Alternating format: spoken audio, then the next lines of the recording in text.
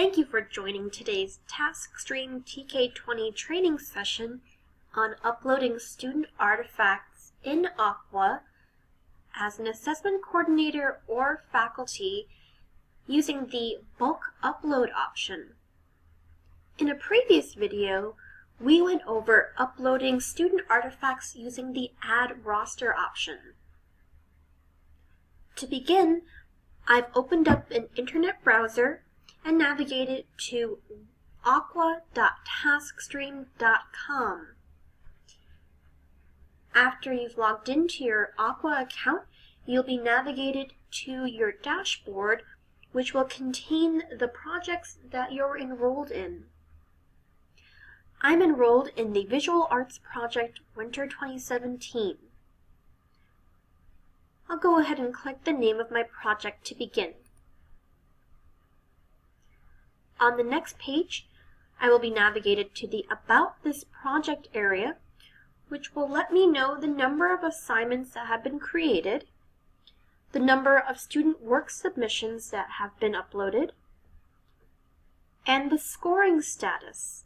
In this case, the scoring period has not started. Over on the right-hand side, I'm also able to see the outcomes that will be measured in this project, and the courses that are affiliated with the project. To begin uploading student artifacts, I'll click on the Manage Evidence button from the navigation bar on the left-hand side. This will take me to the assignments list. In this project, I have two different assignments: Color Theory Studies Midterm and Color Theory Studies Final. Color Theory Studies Final appears under Creative Thinking and Teamwork because it has been aligned to these two outcomes. Color Theory Studies Midterm is only aligned to problem solving because it was only aligned to that single outcome. As you can see, there are 3 artifacts submitted for Color Theory Studies Final, but 0 submitted for the midterm. I can click on the arrow next to the name of these assignments to see the courses that they've been aligned to. Clicking on the Actions button here on the right-hand side will open up a drop-down menu where I can select the Manage Submissions button. On the next page, you'll either see a list of the students that are enrolled in the assignments courses, or the ability to start with a clean roster. In this case, no students have been enrolled in this particular course, so we're able to start with a clean roster. Once again, for today's training session, we will be focusing on the bulk upload option. To see how you would use the Add Roster option, please refer to our Add Roster training video. To begin the bulk upload, you may click on the Bulk Upload CSV plus Zip button. This will open up a pop-up where you can download the CSV template. This CSV template will look very similar to the Add Roster template. The only difference is the final column at the end, which says File Name. Aqua uses the File Name column to map the files in your zip folder with the students listed in this CSV template.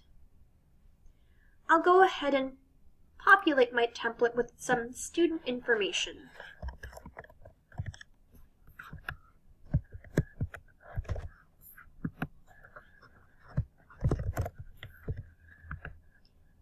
And I'll also include my course code.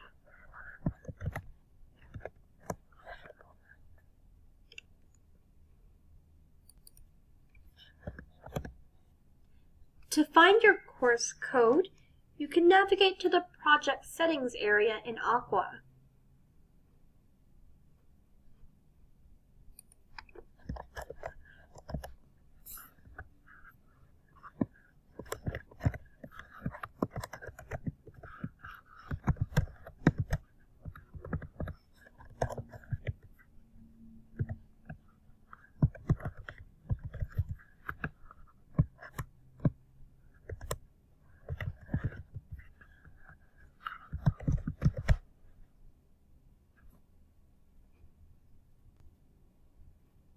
that we've populated the template with some student information, we'll need to enter in the file names for each artifact that belongs to these students. I'm going to go ahead and open up my Artifacts folder, where I have 3 artifacts matching each one of my students. If you do not know the file type of each artifact and you're using a PC, you may right-click on the name of the file and click Properties. Under File Type, you'll be able to see what the file extension is. In this case, these files are .doc. I can also copy the name of this file. Back in your CSV template, you can paste the name of that file and include the file extension. Please note that the file extension is mandatory and the file name must match the name of the file that will be in your zip folder.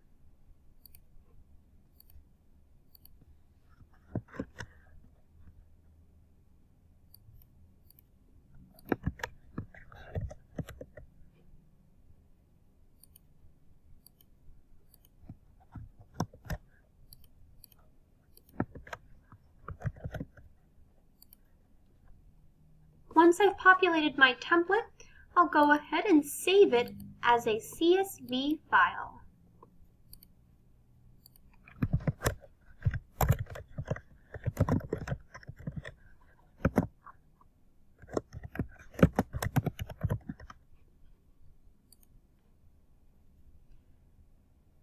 I'll then minimize my Excel window and navigate back to the list of my artifacts.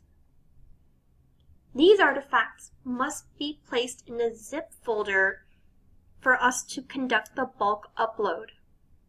The simplest way to do this on a PC is to highlight all of your files, right-click, select Send To, and choose Compressed Zip Folder. This will create a zip folder containing all of the files that you had selected to compress. I'll just minimize this window, and back in Aqua, I will browse for the CSV template, and I will browse for that zip folder.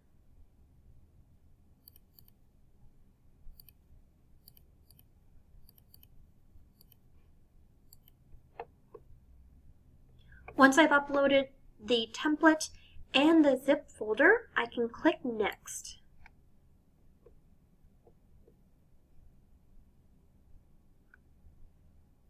If your files and your CSV template have been uploaded successfully, you should see a page similar to this, which lists the number of students that have been successfully added or matched, and the number of artifacts that have been successfully mapped. You may then click Done. On the next page, you should see the students that were in your CSV file, the courses, and the files that have been mapped to them. Clicking on the arrow next to their name will expand their information so that you may see the name of the file. You may edit the name of the file by clicking on the pencil icon next to the name, download the file by clicking on the downward-facing arrow, or delete the file by clicking on the X. This will also show you how the file was uploaded. In this case, it was uploaded via CSV.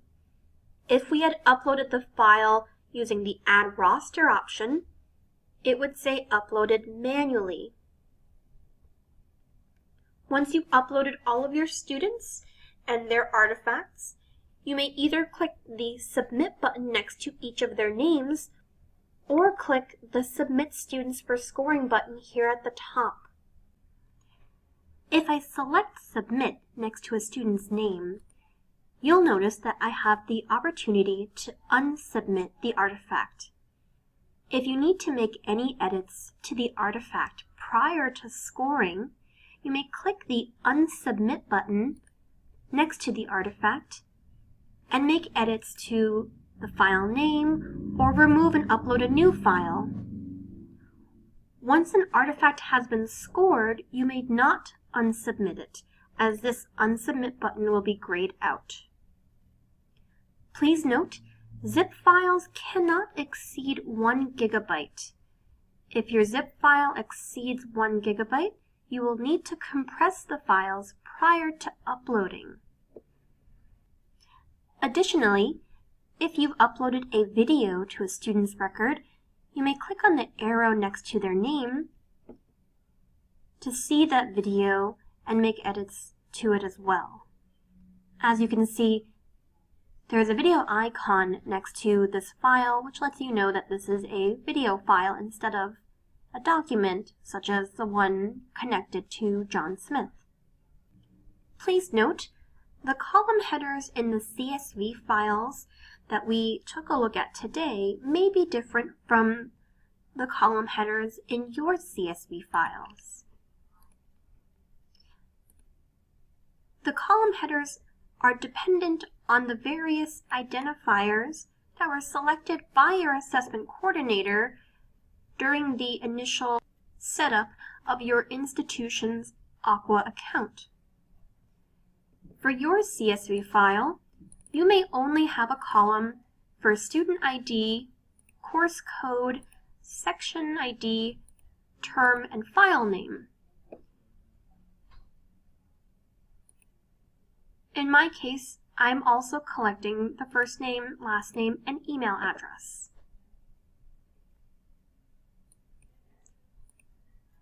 That concludes today's TaskStream TK20 training session on uploading student work using the bulk upload tool. If you have any questions about Aqua or TaskStream, please do not hesitate to contact our support desk by calling 1-800-311-5656 and press 2 for support. You may also reach us via email by emailing help@taskstream.com. Thank you for joining me and have a great day.